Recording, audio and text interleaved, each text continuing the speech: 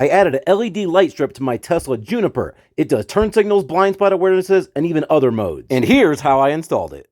So before we get into the install, let's talk about what do we have, what's in the box. First, it'll come with a light, which obviously we're going to unstring this here in a second. Then it comes with this little piece of plastic, which is just a flexible fish tape. Then you have this little series of harnesses here. It's basically two T's that go off to eventually this is going to run up to this little light bar. This T is going to be like the brains, like the OB center of the box. It actually knows what doors are open, what turn signals are on, things like that. Then this is the T that actually gives it its DC voltage power. And the last two things you have is the little extension that goes from this little T up to that actual light bar. Then it gives you this little black trim tool. It's going to help you pry open some of these panels that we'll get into all the way up and down, but also open up this panel here up top. So in order to get started on this, you got to take apart this little panel here. So I pulled this all open a few weeks, maybe a month back now. You see that little front facing screen that I have above my steering wheel, that also tapped into its power right here. So the first thing you have to do with this is you have to like pull this little molding off, which you'll see here.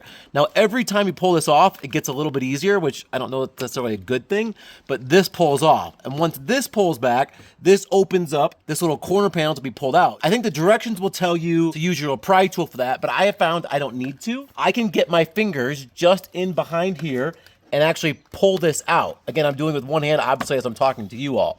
As this pulls out away from the car this way, then you have two clips you're gonna pull out away from the car, like a T away from it. And literally, it's that simple, that part comes out. And just so you see the back of this to see how it came out, so you have those little clips here, which these are kind of clipping into the car this way. That's when I pull this little outside part first, I'm pulling it out away from the car this way. And then you can see these clips on the end are just straight out once you get this edge part loose. Next up I have to do is I have to remove this whole little piece going from here all the way down into here. This all comes out in one big piece. Now it's mostly clipped, but there is one rivet you have to kind of pop out right here, and you're going to use that little black trim tool that came with it to do that. I end up using the small end of that little included trim tool to pop out the top end of that rivet. And once you get that little top end out, the whole thing comes out with it. Then you remove this whole little front corner piece, which is held on with some clips. So that exposes all the different wires, what to tap into. But before I get into those, I'm gonna go ahead and pull off this little felt piece up top. Again, this one is just a series of clips, but you do have to kind of work your way around this one. You have to kind of mix being gentle, but also at the same time using a little bit of force.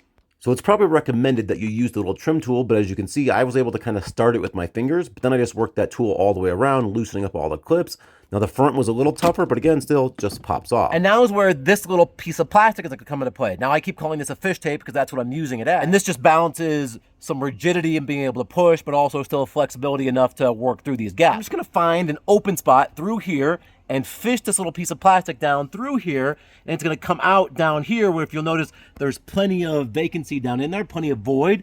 So I'll do this first, and then I'll end up taping onto this and pulling it through. As you saw earlier, I already have two wires that I've fished through here, which, believe it or not, actually makes it harder, not easier, because I'm just filling up that void, but I still think there's plenty of room to be able to get this through. And while this clip is sped up a little bit, this is still the actual first try. As you can see, I did have to work it around a little bit, but eventually you will be able to push this through, and it'll act as that fish tape. Now that I have that fish through, I'm going to go ahead and hook up these different harnesses to at least see what I'm working with, to know what I actually have to put up in here. Okay, so as we get down in here, if you initially come to this and you've never messed with it, there's not going to be a cord in here. So I'm going to take this cord out. I added this cord, again, for that screen above my dash. So this is normally a female agent. Now, when I put this in here, the benefit of this other little device that I also got from Test Studio is it comes with a female on the other end. So in my case, I'm just plugging into this, whereas if you're putting this in and you have not done that, you'd plug into here. But again, the benefit is with Test Studio is I'm gonna plug this in, then they still leave me this female available for another accessory in the future, and they just daisy chain together. Now daisy chained 3 different things together in my Cybertruck. So I know that the power of the vehicle can definitely handle this. You're not overloading it by any means. These are just the little LED lights, little LED screens. None of this is drawing that much power. Here I'm snapping that harness actually into place. Now we're going to tap into here, which is the power. Now on a previous accessory, again, that screen, you'll see I already tapped onto here. And so this is passing on through. So I can disconnect in T in here, or I can disconnect T in here. Either way, they're going to daisy chain. But because this one is tucked back in here farther, it's going to be easier for me to hide this all later. I'm going to go ahead and tap into here. But again, either one of these would be fine. So I opened up that back section there that I said, and it was just a matter of pushing one side of the T into each of the opening compartments that were available. And then it was a matter of finding this little adapter. So the end of that T it is plugged into is like a little Type-C connection, which is really just like an extension to be able to eventually go up and through the dash.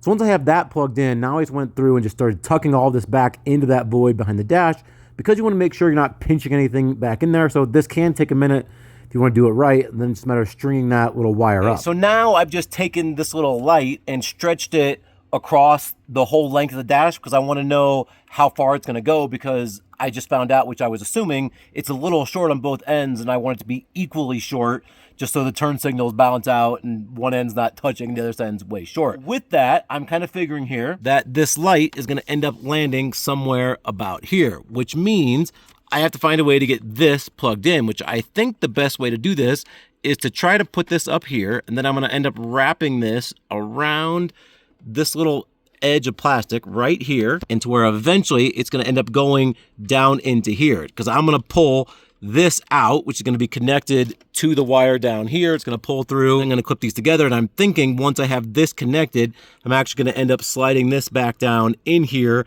to where that big plastic connection is safe underneath the dash. So using electrical tape, I taped the end of this wire down on the lower dash to the end of this fish tape.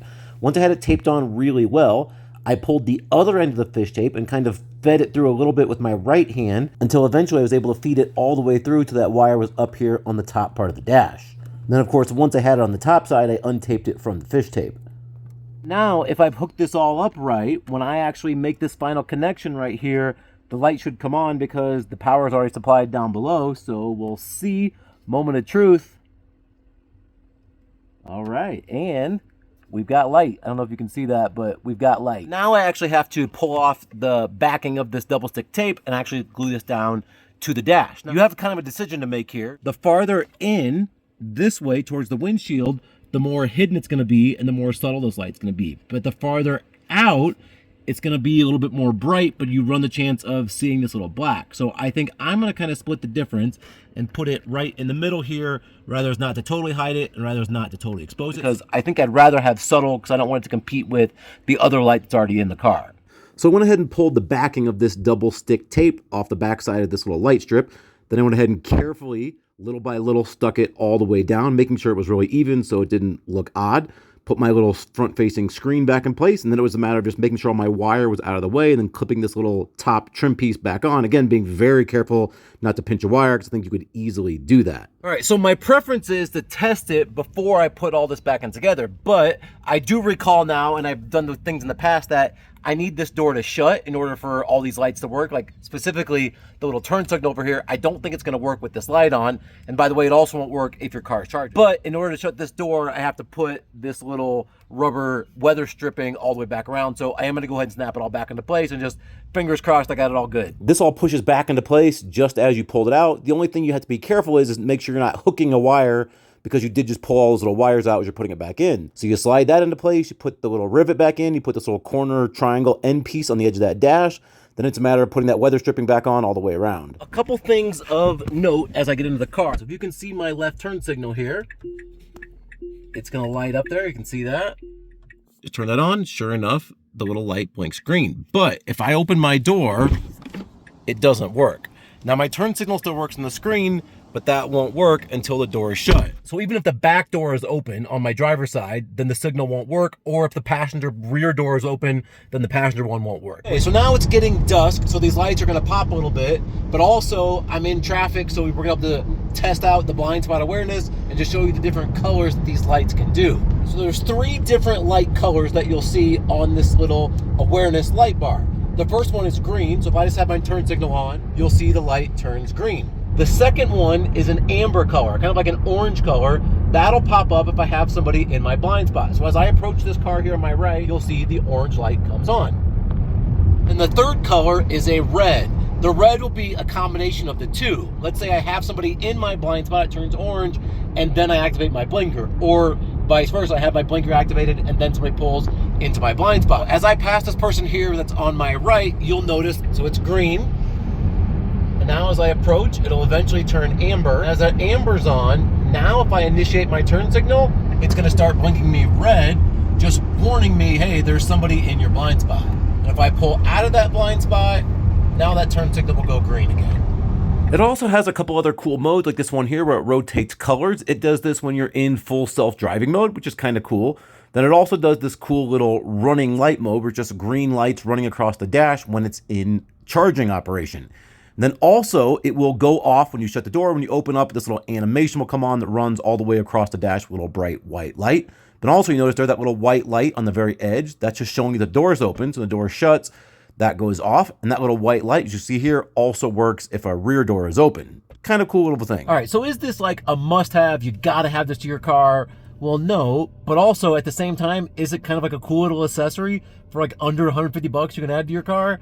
Yeah. If it's something you're interested in, I'll leave the link down in the description below. And if you use my channel name, you'll get 20% off the order. As always, thanks for watching. See you in the next one.